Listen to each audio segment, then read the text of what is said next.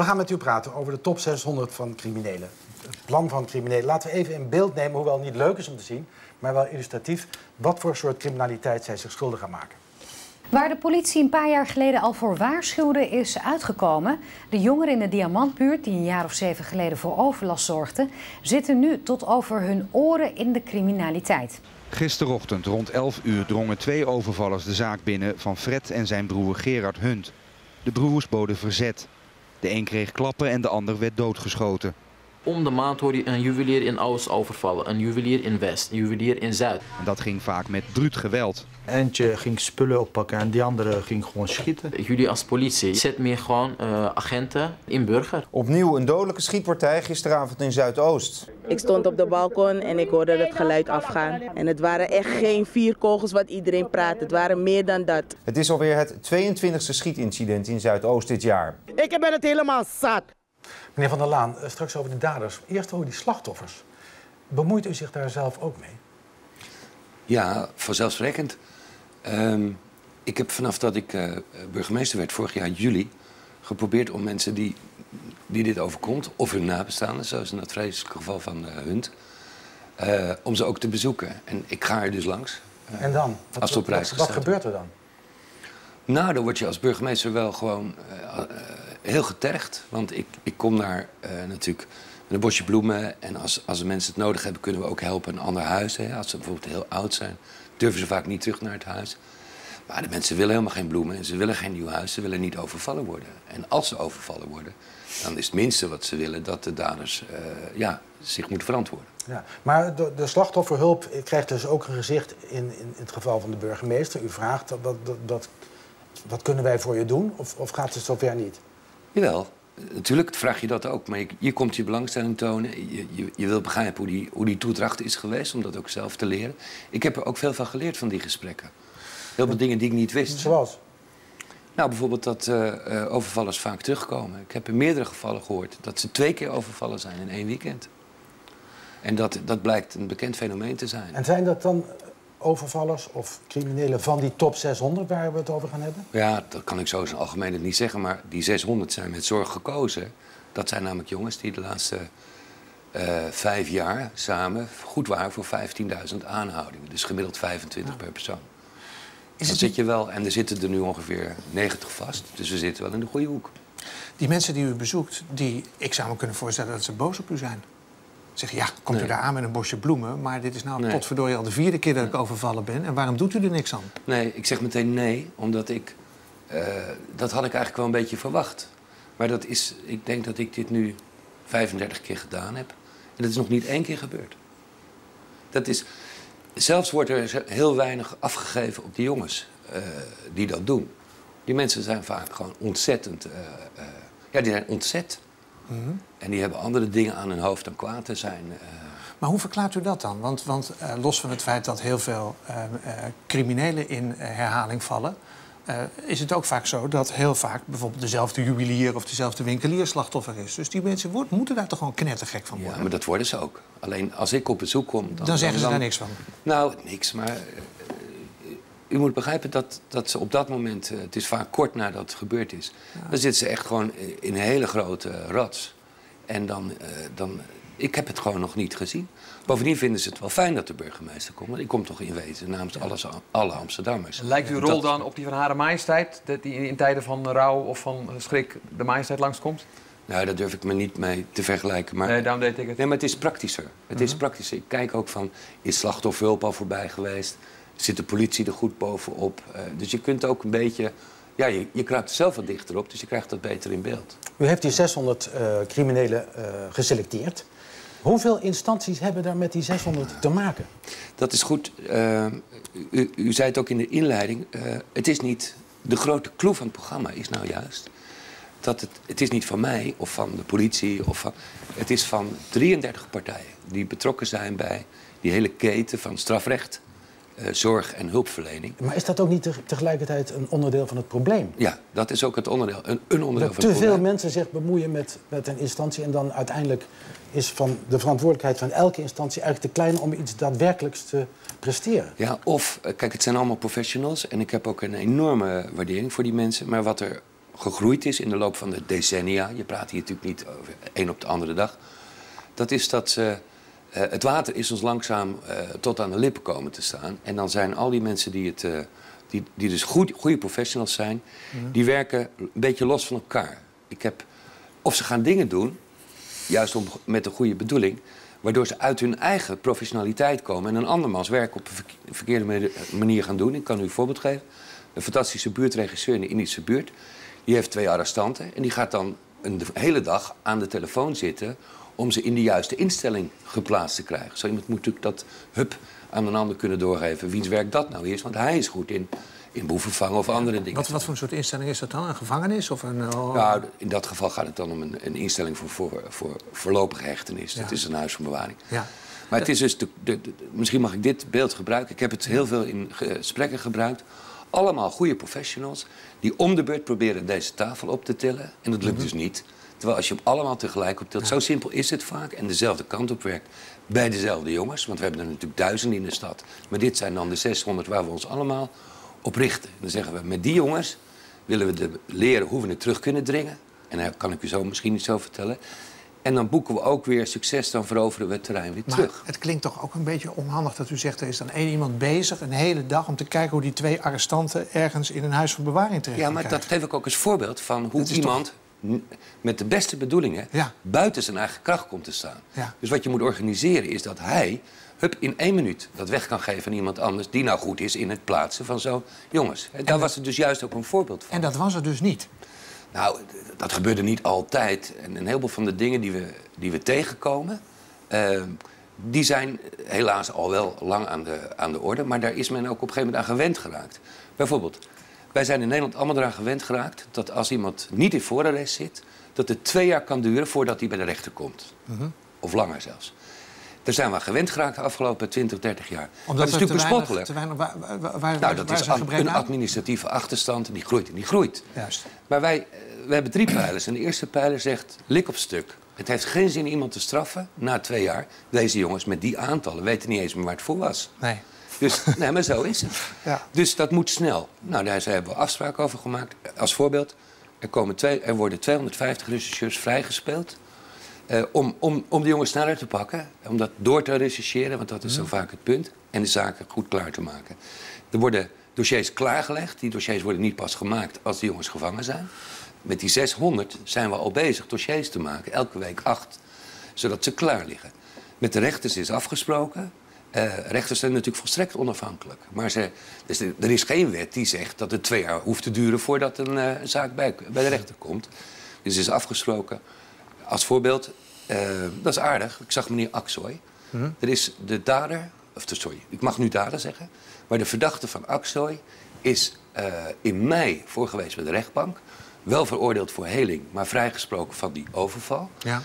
En dankzij de afspraken die we gemaakt hadden met de rechtbank... om snel het vonnis uit te schrijven en procesverbaal binnen 2 weken... en met het Hof om dan binnen 3 maanden de zaak in hoger beroep af te doen... is hij inmiddels in juli veroordeeld tot 5 jaar gevangenis. Dat is dat lik op stuk. Het kan snel als je met elkaar afspreekt dat je je focust... en dat je dat ook waarmaakt. Ja. U hebt 3 W's in het plan zitten. Werk, wijf, woning. Werk, wijf, woning. Hoezo wijf? Ja, hoezo wijf? Dat is een beetje een ordinaire... je zou vrouw kunnen zeggen, maar dan heb je geen 3 W's. Nou, daar ga je al. Dan heb je dat. Dan ga je. Ja. Dan heb je geen plan. Dan heb je gewoon die 3 W's. Het is dus een waardeloos programma. Ja, maar toch. Maar nee, dat is de klassieker. De klassieker is dat er zijn veel oorzaken. Maar als de jongens op een gegeven moment tegen een verstandige vriendin oplopen... is de kans dat ze weer op het overvallerspad gaan... maar een verstandige vriendin denkt natuurlijk niet van... laat ik nou eens een draaideurcrimineel nemen. Maar dat is wel een punt. En dit programma met die 33 partners gaat zo ver... dat we, misschien mag ik u dat zeggen... in die tweede pijler, als ze vastzitten... willen we zorgen dat ze echt hulp krijgen en zorg. Ja. Want we willen die jongens ook weer terughalen. Ja. Het is vaak misgegaan met ze... omdat ze op 4-jarige leeftijd op school werden afgeleverd. Met 2 jaar taalachterstand. Of met 2 jaar ontwikkelingsachterstand. Want hun ouders spraken vaak geen Nederlands. Dan gingen ze op school geen succes worden. Ze gingen spijbelen. Ze gingen zich vermengen met de straatcultuur en zo. Zoef. Naar die statistiek. Deze jongens hebben dus ook heel weinig kansen gekregen. En als ze vastzitten, dan willen we ze, nadat we ze goed gescreend hebben... want de ene is psychiatrisch, de andere is een verslaving... en weer een derde is gewoon licht verstandelijk beperkt... dat er goede programma's voor ze komen. En daar zit ook dit in. De jongens moeten leren natuurlijk op tijd uit bed te komen. Ze moeten leren lassen als ze geen vak hebben. Maar ze moeten ook leren hoe je in dit land normaal met een meisje omgaat. Wat vertelt u ze dan? Nou, ik vertel ze niks. Dat doen mensen die daar verstand... dan? En wat vertellen ze dan? Daar bestaan programma's voor. En flirtprogramma's? Nou, u moet dit niet radicaliseren. Want als die jongens geen normaal contact hebben in hun zeg maar sociale leven... dan is de kans dat ze dus de verkeerde kant op gaan alleen maar groter. Dus wij proberen in het programma iedereen die een rol kan spelen... om de jongens weer ook normaal te maken, een normaal leven te laten leiden... zijn ding te laten doen als ik het plat mag. Maar u zegt de kans dat ze de verkeerde kant op gaan... als ik het goed begrijp, zitten ze daar al. Het zijn mensen die al problemen hebben, die al met regelmaat... Deze jongens zitten al aan de verkeerde kant. Ja, precies. Ja. En dan heeft u het idee, maakbare samenleving... dat ze nog die andere kant op kunnen en daar zouden kunnen blijven. Ja. En daarvoor heb je werk nodig, zegt u? Een woning nodig? Werk is heel belangrijk. In het programma zit dat huisvesting, daar wordt ze dan bij geholpen. Ja. Als ze vastzitten, zitten ze natuurlijk vast. Ja. Maar je kunt er dan vast beginnen met cursussen en die zijn daar beschikbaar. Maar je moet ook zorgen dat ze na afloop de stageplaats kunnen krijgen of een baan. Ja. En dat er een huisvesting is en dat de schulden worden afbetaald, dat ze in die programma's terechtkomen. Want anders weet je, het is binnen een maand weer mis. Weet u dat op dit moment 90% van de jongens recidiveert. Dus weer gewoon opnieuw. Dit zijn nuttige dingen. Kinderen met ouders die uit Turkije, Marokko of de Antillen komen? Nee. Omdat u zegt, ze hebben een taalachterstand. Vaak hebben ze een taalachterstand. Hun ouders de taal niet spreken. Vaak is dat zo. Ja. Is daar dan nog iets anders aan te doen? Nou, je moet natuurlijk aan de voorkant werken. Ik was minister van Inburgering. Dat is de voorkant. Zorgen dat ouders de taal leren. Dat helpt voor de nieuwe kindertjes. Maar misschien mag ik ook nog zeggen... de eerste pijler was dus lik op stuk. De tweede die straf-zorg-combinatie. Ja. Want de stok achter de rug, vaak een voorwaardelijke straf. Als jij niet naar die en die hulp gaat of dit en dat gaat leren... dan wordt de straf in een onvoorwaardelijke omgezet, de resterende straf. Maar onze derde pijler is precies waar u naar vroeg. Wij kijken ook naar de broertjes. Dus op het moment dat een van die 600 wordt gepakt... dan gaat precies op hetzelfde moment gaan de mensen van de leerplicht... en de hulpverlening gaan dat gezin in. Want wij willen dat die broertjes, 8, 9, 10, 11, 12 jaar oud... dat die niet die jongens gaan naapen, hun oudere broers... maar dat ze aan hun huiswerk gaan. Wat kunt u doen tegen die broertjes of met die broertjes? Nou, die worden meteen gepakt en daar heb ik een heel leuk voorbeeld van. Nou, bij de nekvel gepakt, daar heb ik een heel leuk voorbeeld van. We hadden... de politie, want dat is het aardige van het programma... en daarom echt, het is een samenwerking van iedereen. Dat is de clue. Die hoort zeggen door leerplichtmensen van... dit is wel vrij moeilijk onder die en die omstandigheden. Zegt ze nou, als het nou echt in die moeilijke gevallen... roep ons, dan brengen wij met een politieauto naar school. Nou zullen sommige mensen zeggen... heeft de politie niks beters te doen? Nou, als het helpt om die jongen met 1 keer... met een politieauto naar school te brengen... Ja, 1 keer. Ja, goed. En je gaat toch niet elke dag de jongens... Natuurlijk ga je dat niet elke dag doen. Maar het gaat... Ik ben vroeger ook wel stout geweest. En ik ben ook wel eens door de politie aangesproken. Dat kan ik u nog exact reproduceren. Ja, het helpt wel hoor, als je 12 bent. Toen was u de held op het schoolplein. Nee, dat was ik niet. Nee, maar deze kinderen zijn denk ik wel de held op het schoolplein als ze tegen de politie... Waarom brengen die ouders die kinderen niet naar school? Ja, natuurlijk moeten die ouders dat doen. Maar wat ik ermee wil zeggen is... deze 33 partners, die staan nu klaar. Niet alleen om hun eigen werk te doen... maar die staan ook klaar om te zeggen... hoe kan ik jou helpen met jouw werk? En dat is even de boodschap die hierin zit. Dus pak er niet 1 klein ding uit. Het is fantastisch dat ze met z'n 33 zo op elkaar gericht zijn nu... om het totale product te laten zijn... dat die overvallen teruglopen. En er is iets aardigs te melden. En niet alleen door dit programma, want dit is pas in mei gestart. Er is veel meer aan de hand. DNA-spray en dan noem maar op. Ja. Maar het aantal overvallen neemt in Amsterdam af van 400 in 2010. Dat was ook Hunt en Axel. Naar 300 in 2011. Nou, dat is toch al een begin... waardoor we wat nog enthousiaster worden en zeggen... het kan, het helpt. Ja. Nou, het lijkt me hartstikke goed, maar ja, je hoort zo vaak die verhalen van alle zorgverleners samen... met z'n 33 één tafel optillen. Het is moeilijk. Ik bedoel, het is hartstikke moeilijk. Dus het is, alles wat er gebeurt is goed, maar... 5 jaar geleden was het probleem ook al zo. Toen wist iedereen ook dat de zorgverleners niet... Wat zegt u? Wat wilt u hier nou mee zeggen? Dat ik mij afvraag wat deze keer anders is... vergeleken met de verhalen die voor u Cohen had en daar weer een andere burgemeester voor, die ook zei, nu gaan we het samen doen. Dan gaat die politie samenwerken met de wijkcoördinator. Mag ik een antwoord op geven? Op uw vraag, wat er anders is dit keer? Ja, zeker. Wat anders is de focus op die 600. We hebben er een paar duizend in de stad. Maar we zeggen nu allemaal, die 600, die nemen we gewoon allemaal. Dus de reclassering kijkt naar dezelfde 600 als de politie, als de officier. Nee, maar dat is één heel belangrijk verschil.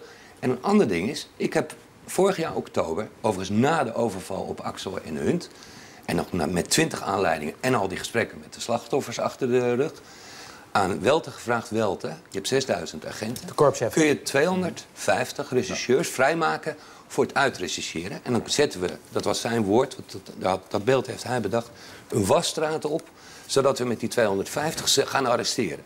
Daarmee noodzaken wij de partners in de rest van de keten, want ze zien ze aankomen, om zich ook aan te passen. Want ze hebben zich verklaard, we gaan samenwerken. Maar dankzij die 250 worden ze ook echt aangehouden. Ja. En nog een ander ding. Wij zaten vroeger, werd er een dossier gemaakt op het moment dat iemand aangehouden was. Wij werken nu aan de andere kant, vanaf de andere kant. We maken 600 dossiers, er zijn er nu al 200 klaar. Nee, maar zullen we eens een keer kijken van, want het gaat niet om mij. Nee, ik ga wel door, ondanks vragen van journalisten. Maar dat de professionals... Het zal ook wel treurig zijn. Maar dat de professionals ook een duwtje in de rug krijgen van, misschien zitten hier echt een paar slimme dingen in. Oké, we gaan over een ander vrolijk onderwerp. Dat is te makkelijk hoor, meneer Van Mingelen. Ferry stelt vragen, dat is een vak. Één opmerking. Ik vind het een goed initiatief. Wat zegt je, Van Willem? Ik zat ook zo te denken. Ik denk, nu hebben ze een andere burgemeester. Maar die jongens die waren 4, dus ze zijn nu misschien 14, 18. Nou, wat is er dan in de tussentijd gebeurd? Ja, maar de heer Van der Laan zegt dus een plan waar je 600 mensen... Nu dat deze meneer Van der Laan burgemeester dat is er nog niet geweest. Nee, maar er zijn al heel veel goede dingen gedaan. Dit plan bouwt voor een deel voort op de dingen die de laatste 20, 30 jaar bedacht zijn en die wel werken. Dus het is ook een selectie van de goede dingen en die nog een paar stappen verder brengen. Oké, over selectie gesproken. Het Nederlands elftal. Hoe vind je hem? Ja, ik zat er een tijdje op de broeder. Nederlands elftal. Ja.